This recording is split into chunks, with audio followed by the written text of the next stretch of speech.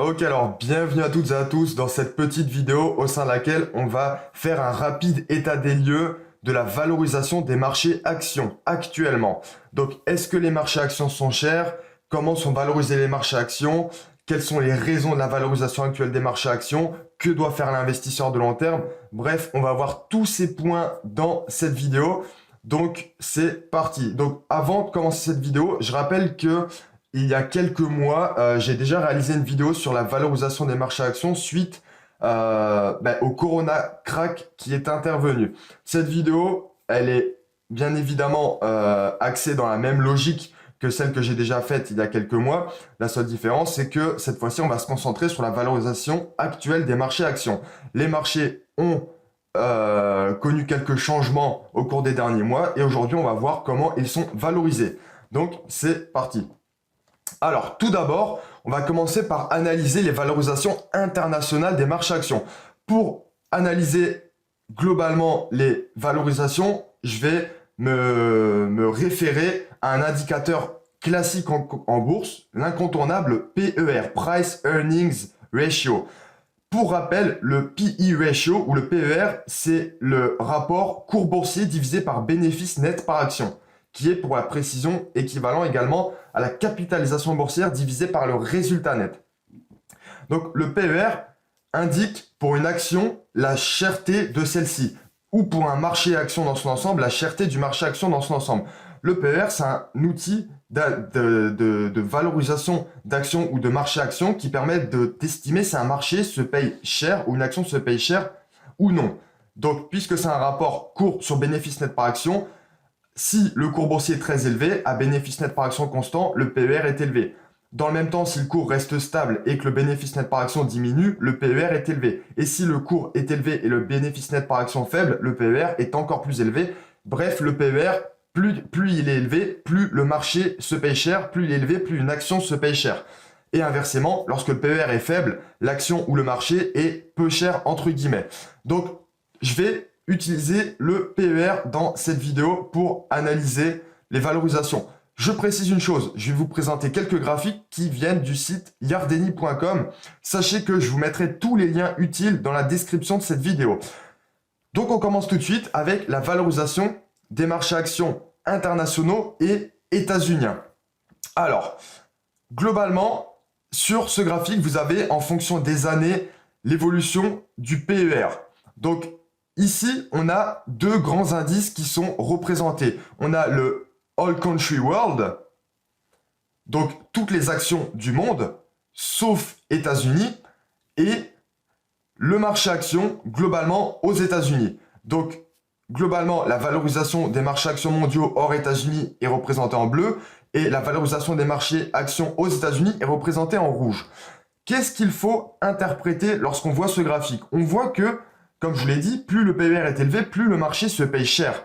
On voit que globalement, aussi bien dans le monde hors États-Unis qu'aux États-Unis, les marchés actions sont élevés. On a un PER moyen sur le marché US qui est aux alentours de 23, presque 23. Donc c'est très élevé. Pour rappel, la dernière fois que le marché actions aux États-Unis était si cher, c'était lors de la bulle Internet dans les années 2000. Je précise que lors de la grande crise financière de 2007-2008, le PER moyen du marché américain était aux alentours de 16. Donc ici, même avant Corona crack, on avait déjà des marchés qui étaient tendus et qui étaient chers. Alors, il y a eu une baisse brutale suite au Corona crack des PER pour une simple et bonne raison, c'est que tous les cours ont chuté fortement rapidement et pour une autre raison, les bénéfices nets par action n'avaient pas encore été réajustés à la baisse. Puisque, en raison de la pandémie, vous vous en doutez bien, les bénéfices des entreprises pour 2020 sont en baisse, donc les bénéfices nets par action sont en baisse également. Donc, le marché a ensuite repris rapidement des couleurs, on a constaté une reprise en V, et dans le même temps, les bénéfices par action, les BNA, ont été ajustés en fonction des anticipations de bénéfices 2020. Donc, on a des cours boursiers qui sont remontés après le Corona crack et des bénéfices nets par action qui ont été ajustés à la baisse, d'où tout simplement la conjonction de ces deux facteurs qui amène un PER très élevé. Donc dans son ensemble, le marché américain se paye très cher. Acheter des actions US ou des ETF indiciels US, en général, ce sera très cher actuellement. Ensuite, au niveau mondial dans son ensemble, Donc ici, la courbe bleue, c'est la valorisation du MSCI World sans prendre en compte les États-Unis, parce que les États-Unis occupent à peu près 50% de la capitalisation boursière mondiale. Donc pour que ça soit représentatif, j'ai pris le MSCI World sans les États-Unis, mais tout de même, on a des ratios de valorisation très élevés puisqu'on est aux alentours de 17. Et encore une fois, pour le MSCI World hors États-Unis, la dernière fois qu'on a constaté des valorisations aussi élevées, c'était il y a à peu près 2 décennies lors de la bulle des valeurs technologiques, lors de la bulle Internet. Donc, voilà pour l'état des lieux du marché action dans son ensemble. Petite précision très importante, aux États-Unis, les actions qui tirent les marchés vers le haut sont principalement des valeurs de croissance. Je pense à Amazon, à Apple ou encore à Facebook. Et toutes ces valeurs de croissance ont des capitalisations boursières très importantes et les valeurs de croissance ont naturellement des PER plus élevés puisque la bourse étant le royaume des anticipations, les investisseurs achètent par anticipation de hausse des bénéfices futurs. Donc il faut cependant comprendre quelque chose, le fait que le marché action aux États-Unis soit cher est dû au fait que, entre autres, bien sûr, en partie dû au fait que parmi les plus grandes capitalisations boursières aux États-Unis, on trouve beaucoup de géants de la tech comme Google ou même Tesla d'une certaine manière, qui sont des valeurs de croissance. Et les valeurs de croissance, contrairement aux valeurs matures telles que Total ou les valeurs industrielles, ont des PER très élevés. Ensuite, on avance. Si on s'intéresse maintenant au cours boursier du S&P 500, je rappelle que le S&P 500 est le principal indice boursier au monde. Il regroupe les 500 plus grandes entreprises cotées en bourse aux États-Unis. Si on s'intéresse à la cotation boursière du S&P 500 ainsi qu'aux révisions de bénéfices nets par action du S&P 500, on comprend mieux pourquoi le PER du marché action aux États-Unis est si élevé. Puisqu'on va le voir dans quelques instants, le S&P 500 a une cotation boursière très élevée et les bénéfices nets par action sont en baisse. Donc le PER mécaniquement augmente. Le S&P 500, actuellement, a atteint son plus haut historique d'avant Corona crack.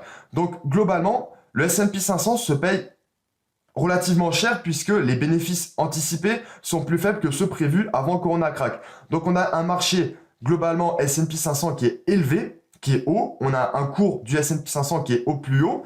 Et dans le même temps, on a des bénéfices nets par action qui ont été révisés à la baisse. Les forecasts, les prévisions pour 2020 sur les earnings per share, les BNA du S&P 500, des actions du S&P 500, elles sont ici. Donc, on voit en rouge que les nouvelles prévisions de bénéfices par action des actions du S&P 500 sont à leur niveau à peu près de 2015-2016. Donc, on a effacé, avec la pandémie de Covid-19, à peu près 4 années de hausse des bénéfices par action. Donc, pendant que le marché continue de grimper, on a des prévisions de bénéfices qui diminuent. Donc évidemment, on avait des prévisions avant Corona crack qui étaient élevées, qui étaient relativement intéressantes pour 2020, mais en raison de la pandémie, ces bénéfices par action ont été révisés à la baisse. Donc le fait que le S&P 500, le marché dans son ensemble, poursuive sa hausse suite à la reprise en V et que les bénéfices anticipés soient en baisse, fait tout simplement que le ratio cours sur bénéfice est très élevé, donc le PER est très élevé. Donc ici, en rouge, on a les bénéfices anticipés pour 2020, en bleu pour 2021 et en vert pour 2022. Autrement dit, on voit que on va dépasser les bénéfices de 2019 seulement en 2022, a priori, d'après le consensus des analystes. Donc, ensuite, si on se recentre un petit peu sur le marché action français, si on s'intéresse au marché action français, on constate exactement le même phénomène. Donc, toujours le même type de graphique avec des Price Earning Ratio, les PER. On constate que le PER moyen du MSCI France, de l'indice MSCI France, qui comprend un très grand panier d'actions cotées en bourse en France, on constate qu'on a également des PER qui sont très élevés puisqu'on est aux alentours de 18,4 fois. Autrement dit, les actions composant l'indice MSCI France se payent en moyenne 18,4 fois les bénéfices. Et c'est un niveau beaucoup plus élevé que le niveau d'avant-crise des subprimes, puisqu'on était plutôt à 14. Et c'est un niveau qui est comparable à celui constaté lors de la bulle Internet des années 2000. À nouveau, ça fait 20 ans qu'on n'a pas connu un marché action aussi élevé au regard du PER.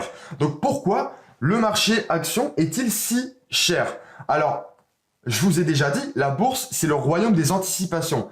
Contrairement à la crise des subprimes de 2007-2008, qui a eu un impact systémique très fort, Ici, on a beaucoup plus de mal à quantifier l'impact financier et économique, surtout de la pandémie de Covid-19. Donc, les prévisions de bénéfices nets par action anticipés pour 2020 ont fortement chuté, beaucoup plus que le marché, d'où des PER très élevés. Mais ce qui se passe, c'est que la plupart des investisseurs anticipent une reprise en V qu'on constate déjà et anticipent une reprise économique assez importante dès 2021.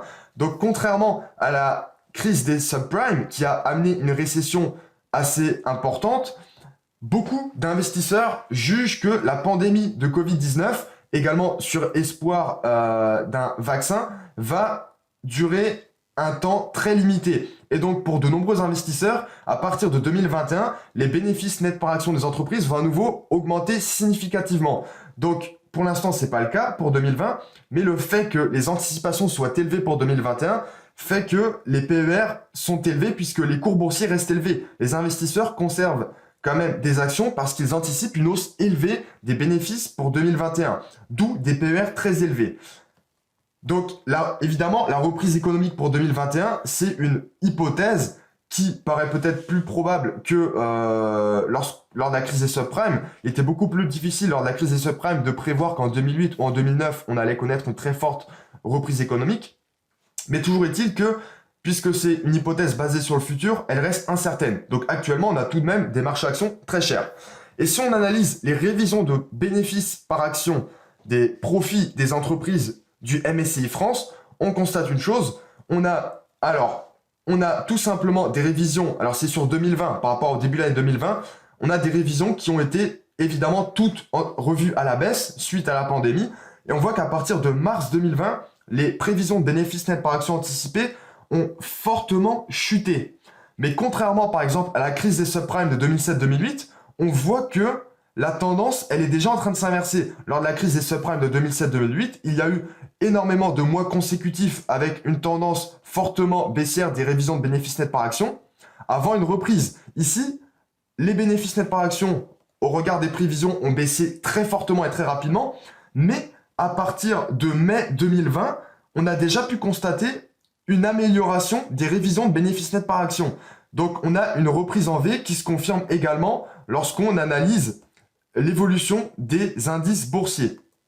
Et donc, ici, les investisseurs, c'est ce que je vous disais, anticipent rapidement une reprise économique et une reprise assez forte des bénéfices nets par action des entreprises dès 2021.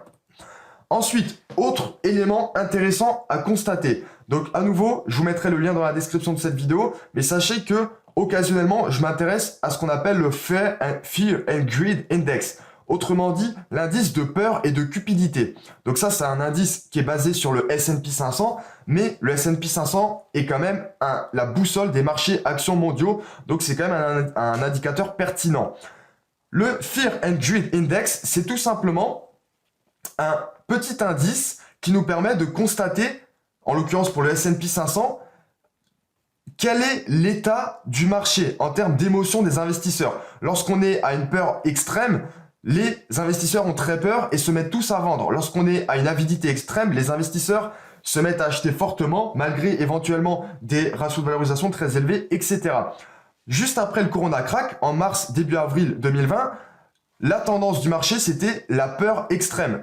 Et depuis quelques mois, on constate à chaque fois, j'ai vérifié au fil des mois, une amélioration, voire une aggravation à partir d'un certain point de la tendance de cet indice. Actuellement, la tendance du marché S&P 500 aux États-Unis, c'est une tendance à l'émotion de la cupidité, de l'avidité.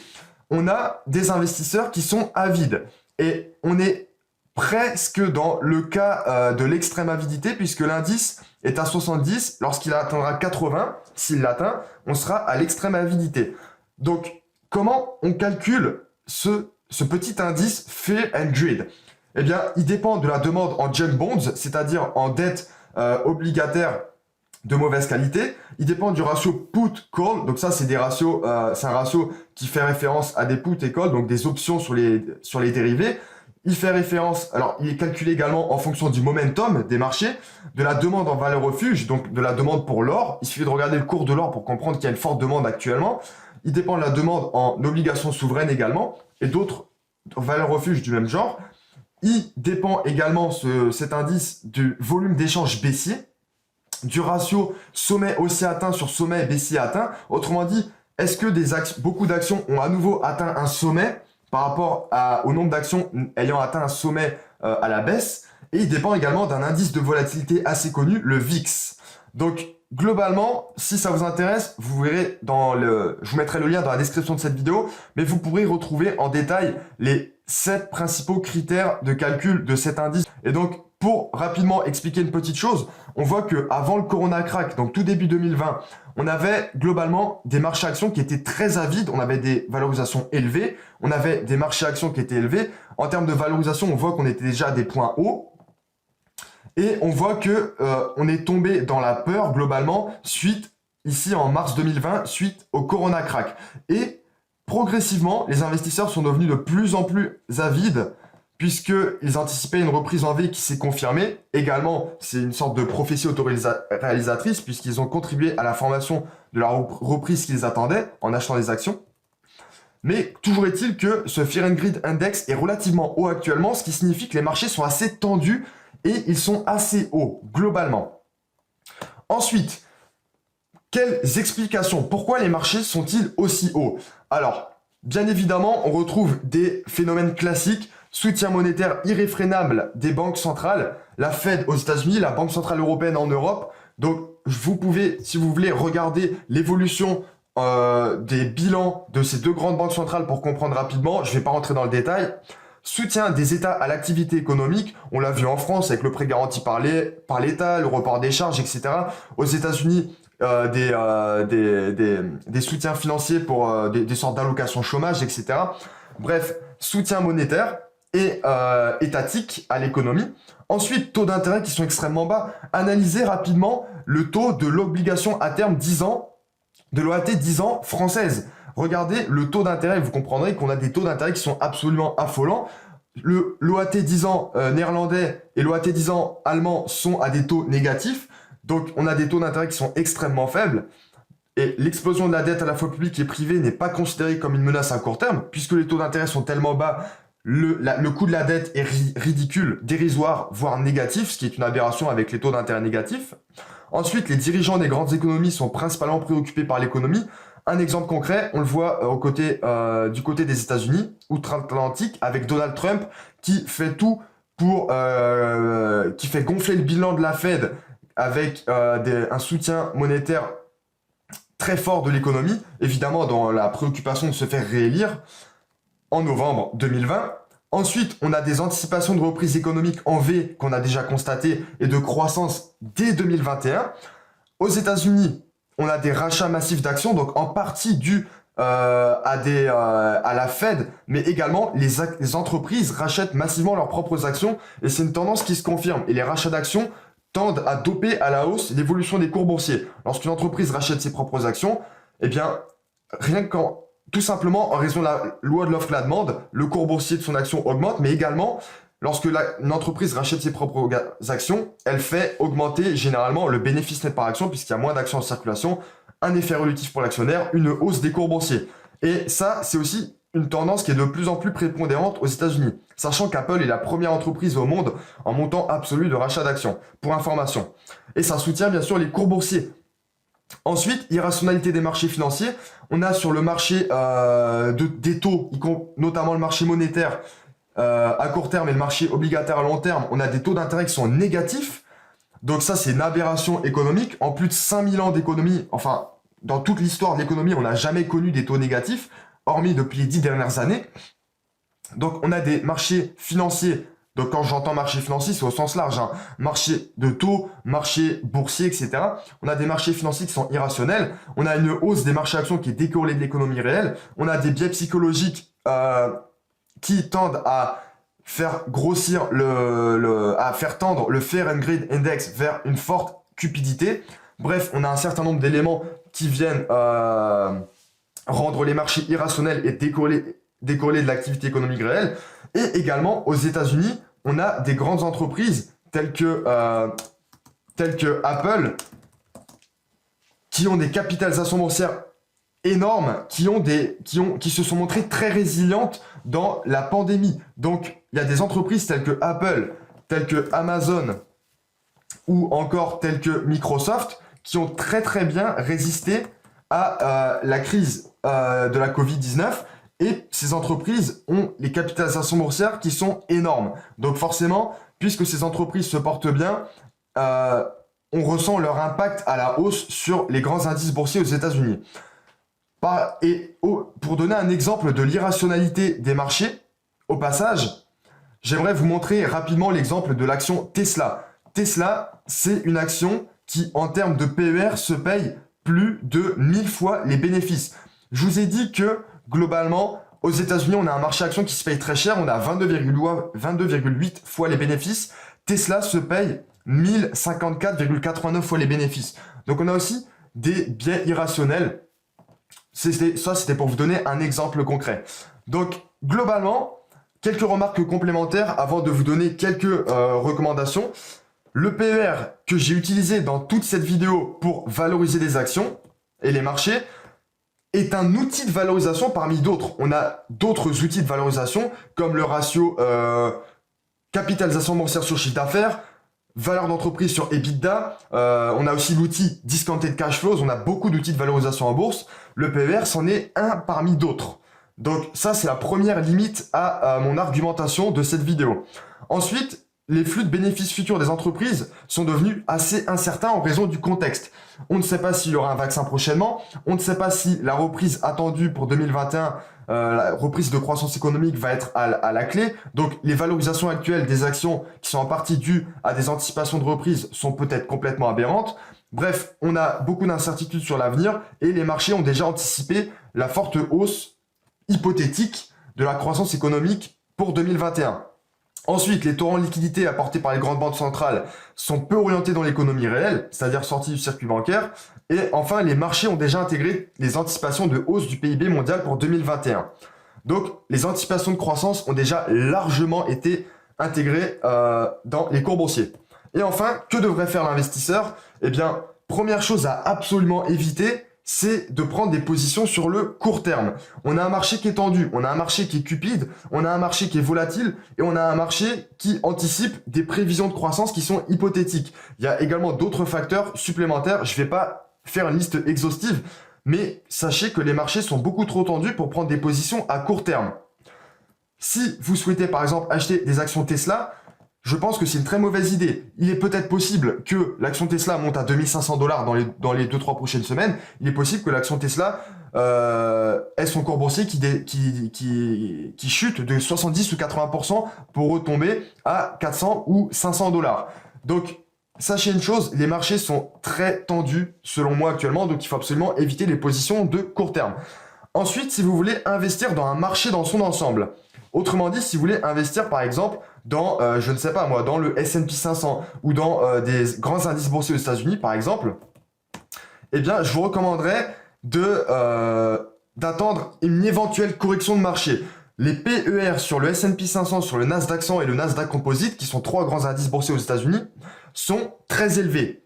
Donc là, on parle plutôt d'une approche top-down, c'est-à-dire sélectionner non pas une action parmi d'autres, sélectionner un marché dans son ensemble. Donc si vous vous intéressez aux ETF indiciels, je vous recommande d'attendre éventuellement une correction de marché, d'autant plus qu'il y a des ETF comme des ETF répliquant le Nasdaq 100 qui sont actuellement hauts parce que le Nasdaq 100 est haut, mais le Nasdaq 100 est haut parce que des actions comme Apple ou Tesla sont survalorisées. Tesla est largement survalorisé, il y a une bulle. Apple est un petit peu trop cher.